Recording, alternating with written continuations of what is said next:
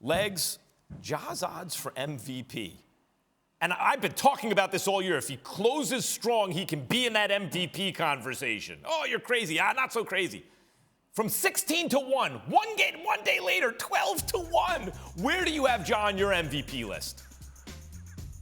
I have him third right now, Max, and he's closing quickly on Joel Embiid. And I got Nikola Jokic in between the two of them. I look at Embiid. I think it's his award to lose right now. He's just been the most dominant offensive player in this league for the last 3 months, really. And Philadelphia now continues to climb in the East. I mean, who knows what their ultimate ceiling is now that they added James Harden. And will James Harden's presence actually hurt his ability to get the award? I hope not, because I think he's going to put up similar numbers to what he has all year. But I have Embiid in the lead. I have Jokic in second because, look, he's played only 9 games all year with his next 2 best players. Jamal Murray hasn't played at all. Michael Porter's played 9 games.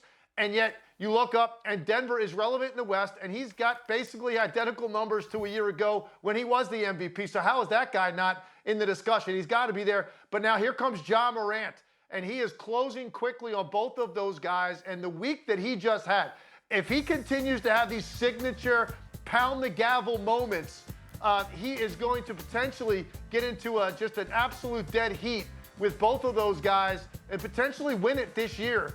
This is the time of year, Max, when guys make up their mind. People make up their mind who are voting. Things are stamped in your head when you watch it every night on TV and you see some of these performances this week. Ja Morant absolutely in the discussion now. Legs, I think you could also put Giannis third. I would have Ja probably fourth, but really closing the gap. And it occurs to me, Joel Embiid is a 7-footer. Jokic is a legit center. Giannis is really a center, a power forward at worst, right? A 7-footer type. And then there's little Ja Morant, scraping maybe 6'3". Legs, there have been players like Allen Iverson who've won MVPs as short guys. Steph Curry, who's been the best player on a championship team as a shorter guy, 6'3"-ish, right? But neither one of those guys were ever considered the best player in the world, perennially. That was Shaq back, or Kobe, or Duncan in AI's day, right? With Steph, it was LeBron. And then KD, when Steph were on the same team, KD was clearly better because they're bigger. I say Ja Morant has a chance to be the best player in basketball, the first player ever at his size to really hold that distinction, maybe also on a championship team. What do you say to that? I do not think that's a crazy statement at all. When you look at his ascension over the last year, and look where he's taken it now, and you look at that team, and look, they play well together, and they've got a really young core team, and they're fun to watch. But if you look at the roster and just look at the actual talent on that team, they don't really have a business to potentially be a 2 seed in the Western Conference. I know they won a bunch of games when Ja was out, and it shows you that this is a pretty complete basketball team.